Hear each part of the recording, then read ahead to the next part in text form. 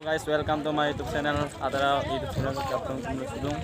Sudung lako di mana ko gedung kung mana malo tanian bukela tamu pa sira kong di mana kung longkong 2 bar 3 bar kita ngolok di mana nama tilang ngolok korok ke mani mai dong saya lamtan dingkong kom na siro okai kita kai railway tani ngolok ke dingkong mau apa ko siro kom di man hindung ngolok ke tani kereta ipang ngolok ke pa ngolok প্ৰায় 4 বছৰ যেতিয়ালৈকে আমি কোনো ফলপ্ৰসূ পোৱা নাই। ইয়াত কিবা এটা দুৰ্ঘটনা হ'লেই আকৌ এই আমাৰ যিটো নিজে বনাই মেলি নিজে ৰেলৱে ক্ৰচিং কৰি আছোঁ সেইখিনি তেখেতলোকে বন্ধ কৰিবলৈ আহে। ঠিক তেনেকুৱাকৈ যোৱাকালি ৰেলৱে ডিপাৰ্টমেণ্টৰ অৱহেলাৰ কাৰণে আমাৰ দুজনকৈ প্ৰাণী ব্যক্তি ইয়াতে আমাৰ হানি হ'বলগীয়া হ'ল। তাৰপিছতে ইহঁতে আহিছে কি আকৌ আমাৰ টেম্পৰাৰী যিটো ৰাস্তা ৰাইজে বনাই লোৱা সেইখিনি বন্ধ কৰিবলৈ আহিছে। গতিকে আজি ৰাইজে গোটেই ৰাইজে ওলাই আহি চব প্ৰতিবাদ কৰিছোঁ আৰু ইয়াত কোনো পৰ্যায়ে বন্ধ কৰিব দিয়া নহ'ব। আমাক ইয়াৰ ক্ৰচিংটো লাগিবই আৰু লগতে যদি আমাক অনতিপলমে ইয়াৰ লেভেল ক্ৰচিং যদি বনাই নিদিয়ে আমি আমাৰ ৰাইজে স্থানীয় ৰাইজে প্ৰতিদিনে বুলি ক'লেও বেয়া নহ'ব, প্ৰতিদিনেই তেনেকুৱা এটা কাৰ্যসূচী ল'বলৈ বাধ্য হ'ম। আচ্ছা, ৰেলৱে ডিপাৰ্টমেণ্টে বাৰে বাৰে এটা দাবী কৰি আহিছে যে যিটো পথ ইতিমধ্যে এইটো অবৈধ আৰু তেওঁলোকৰ নিজা মাটিতে সেই ৰেলৱে লাইনটো আছে, এই সম্পৰ্কত আপুনি কি ক'ব? সেইটো বেলেগ কথা, সেইটো তেখেতলোকৰ ব্যক্তিগত কথা, তেখেতলোকৰ ডিপাৰ্টমেণ্টৰ সিদ্ধান্ত। কিন্তু MD যিটো আমাৰ মিটাৰ গ্ৰেড যেতিয়া থাকোঁতে ইয়াত অৰিজিনেলি আমাৰ এটা আছিলে, ইয়াতে লেভেল ক্ৰচিং এটা আছিলে, সেইটো এতিয়া আকৌ ব্ৰড গেজ অহাৰ লগে সেইটো বিলুপ্ত হ'ব কেনেকৈ? আৰু ইয়াৰ ভিতৰৰ ফালে যিখন গাঁও আছে জীয়াধল গাঁও পঞ্চায়তত প্ৰায় 4খনকৈ ৱাৰ্ড, আমাৰ জনসংখ্যাৰ ফালৰ পৰা চাবলৈ গ'লে 5000 জনসংখ্যাৰ ভিতৰত থাকি গ'ল। এইখিনি মানে যাতায়াত লাগিব। দুই পৰা যদি চোৱা যায় 12000মান মানুহ ইয়াতে প্ৰতিদিনে আপ ডাউন হয়। ইয়াততো তেখেতলোকে অবৈধ বুলি ক'লে নহ'ব। আৰু এটা কথা আপোনাৰ পৰা জানিব বিচাৰিছোঁ, যদিহে এই এইটো ৰোডটো যদি অবৈধ আছিলে তেনেহ'লে অসম গভৰ্ণমেণ্টে ইয়াত এটা PW পিচ কৰি দিছিলে, ৰোড পিচ কৰি দিছিলে, সেইটো এটা বিষয়। গতিকে কোনো পৰ্যায়ে অবৈধ নহয় তেখেতলোকৰ ঘটনা ইতিমধ্যে সৃষ্টি কৰিছে। আমি ক'বলৈ নাযাওঁ কেনেধৰণৰ হ'ব, কিন্তু এনেধৰণৰ ঘটনা এয়াই নহয়, পুৰা আগতে হৈছে। গতিকে এই গোটেই আচলতে কি হ'ব লাগে আৰু কেনেধৰণৰ আপোনালোকে আলোচনাত মিলিত হৈছে ইতিমধ্যে? একচুৱেলি এইখন সম্পূৰ্ণ যোৱাকালিৰ যিটো ঘটনা ঘটিবলগীয়া হ'ল সেইটো একচুৱেলি এইটো ডিপাৰ্টমেণ্টৰ কাৰণে আমি হৈছে বুলি ভাবোঁ। যিহেতু যেতিয়া ইয়াত MG লাইন আছিলে, ইয়াত এখন লেভেল ক্ৰচিং আছিলে। লেভেল ক্ৰচিং থকাৰ পিছত সিহঁতে যেতিয়া বিজি লাইন বনালে, এইখন লেভেল ক্ৰচিং কিয়ৰ কাৰণে উঠাবলগীয়া হ'ল, কিন্তু ৰাইজক একো কথা নোহোৱাকৈ সিহঁতে লেভেল ক্ৰচিং নবনোৱাকৈ সিহঁতে আপোনাৰ বিজি লাইনটো বনাই দিলে। তাৰপিছত আমি এইটো গম পাই 2018 চনৰ পৰা আমি এবাৰ ইণ্টাৰচিটি অৱৰোধ কৰি পিনি এইখিনি লেভেল ক্ৰচিং অনতিপলমে দিব লাগে বুলি আমি মানে MLA MP DC পৰা একদম ফৰৱাৰ্ডিং কৰি আমি অলৰেডি এখন মানে আপোনাৰ মেমৰেণ্ডাম দিয়া হৈছিলে। তাৰপিছতো বাৰে বাৰে ইয়াত এক্সিডেণ্ট হৈছে, বাইক মাৰিছে, ট্ৰেক্টৰ মাৰিছে, কিন্তু মানুহ মৰা নাছিলে। যোৱাকালি কিন্তু একদম ভয়ংকৰকৈ এটা এক্সিডেণ্ট হৈ গ'ল। আজি এমাহৰ আগতে আমি এইটো এক্সিডেণ্ট নহ'বৰ কাৰণে আমি আকৌ এইদিনা অকল কেই তাৰিখ আছিলে মই একজেক্ট পাহৰিছোঁ, আমি এবাৰ মানে আকৌ ট্ৰেইন অৱৰোধ কৰিছিলোঁ অনতিপলমে হ'ব লাগে বুলি। কিন্তু তাৰপিছত যোৱাকালি যেতিয়া আপোনাৰ ঘটনাটো ঘটি গ'ল, এতিয়া মানুহে চব পাব্লিক আহি গ'ল, আকৌ গেডাৰিং কৰিলে, ট্ৰেইন অৱৰোধ কৰিলে। এতিয়া মানে লাহে লাহে কি সিহঁতে এতিয়াহে তাৰ বুজি উঠিছে আমি যে ইয়াত কিহৰ কাৰণে ইমান দিন ধৰি ইয়াতে ট্ৰেইন অৱৰোধ কৰি আমি এই ৰাস্তাটো লাগে, ইয়াত স্থায়ী এটা লেভেল ক্ৰচিং লাগে বুলি আন্দোলন কৰি আছিলে। সিহঁতে এতিয়াই গম পাইছে।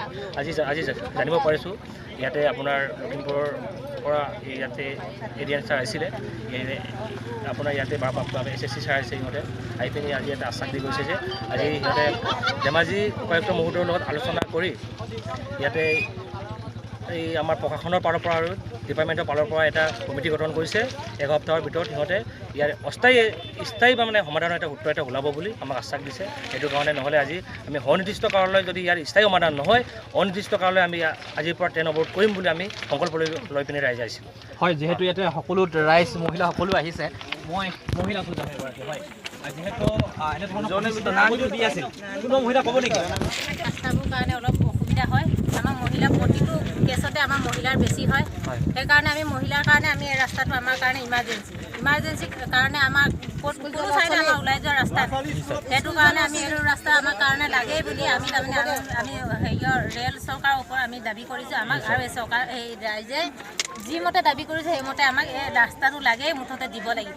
যদি নিদিয়ে 1 সপ্তাহৰ কাৰণে সিহঁতে ডেট লৈছে, 1 সপ্তাহত যদি কামটো কৰি নিদিয়ে তেতিয়াহ'লে আমি ইয়াত ৰেল চিৰি উঠাই আমি ৰেল যাব নিদিওঁ। নিশ্চয় যিহেতু ক'ব লাগিব যে ডিহিৰিলৈ যোৱা বহু এটা জনবসতি ডিহিৰি কেঁকুৰিলৈ যোৱা এটা জনবসতি হয়। এই আচলতে যিবিলাক গাঁও আছে ৰেল আলিৰ ইফাললৈ কি গাঁও আচলতে কি আছে? ইয়াত আছে আপোনাৰ কেঁকুৰি, এজাৰবাৰী, দিৰি চাপৰি, কেঁকুৰি চাপৰি, আপোনাৰ কলিহামাৰী, তাৰপিছত আপোনাৰ নলনী পাম, নৰাবিল। ইয়াতে তেনেকৈ আপোনাৰ 4খন ৰেভিনিউ ভিলেজ আৰু 11খন গাঁও আছে। ইয়াতে আপোনাৰ 5খন LP স্কুল আছে, এখন চাব চেণ্টাৰ আছে, এখন হাই স্কুল আছে। গতিকে ইমানখিনি ৰাইজৰ কাৰণে ইয়াত কমেও 10,000 পপুলেশ্যন আছে। মই মিনিমাম কৈছোঁ, মেক্সিমাম হ'ব পাৰে, কিন্তু ইয়াতে 4খন ৱাৰ্ড আছে জিজাতৰ পঞ্চায়তত। নিশ্চয় 4খন ৱাৰ্ড আছে। গতিকে এইখিনি মানুহৰ কাৰণে একমাত্ৰ যাতায়তীৰ কাৰণে বিকল্প ৰাস্তা এইখনে। ইতিমধ্যে 15 নং ৰাষ্ট্ৰীয় ঘাইপথলৈ যোৱা যি ইতিমধ্যে তেখেতলোকে সচেতন লোকসকলে কৈছে যে ইয়াত জনবসতিপূৰ্ণ এটা অঞ্চল আৰু এই জনবসতিপূৰ্ণ অঞ্চল ইয়াতে কেইবাখনো ৰাজহুৱা অনুষ্ঠান প্ৰতিষ্ঠান স্কুল কলেজ বা এনে ধৰণৰ বিভিন্ন ধৰণৰ আছে আৰু এই থকাৰ পাছতো ইয়াৰ জনবসতি থকাৰ পাছতো ল'ৰা ছোৱালী আহিছে এই পানী তোলা যি ৰাষ্ট্ৰীয় ঘাইপথৰ পৰা ৰেল অহা কৰে মই দৃশ্য দেখাবলৈ চেষ্টা কৰিছোঁ। দেখুৱাই আছে এইসকল ছাত্ৰী আহিছে আৰু তেখেতলোকে এনেধৰণে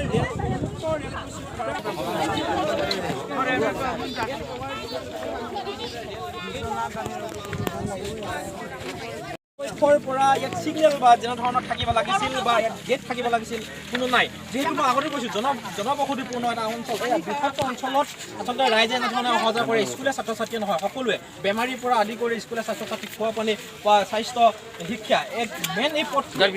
তাৰ পাছতো বাৰম্বাৰ আচলতে কৰ্তৃপক্ষক বাৰম্বাৰ আবেদন কৰিছিল, তাৰ পাছতো কাণ সাৰ নাই। এয়া হৈছে দুগৰাকী লোক এটা স্কৰ্পিঅ নতুন স্কৰ্পিঅ এই ৰেল ক্ৰচিঙত ৰেলত আচলতে যি আলি আছে তাত লাগি ধৰিছিল। তাৰ পৰিপ্ৰেক্ষিতত ৰেলে মহতিয়াই নিছিল। তাৰ পাছত থিতাতে নিহত হৈছিল ডিম্পুল বৰগোহাঁই আৰু অৱশেষত নিহত হৈছিল এগৰাকী বৃদ্ধা অমৰতি দলে। এয়া তাৰ পাছত ৰাইজৰ দৃশ্য দেখুৱাইছে। ৰাইজে তাৰ পাছত এনেধৰণে হৈ পৰিছে।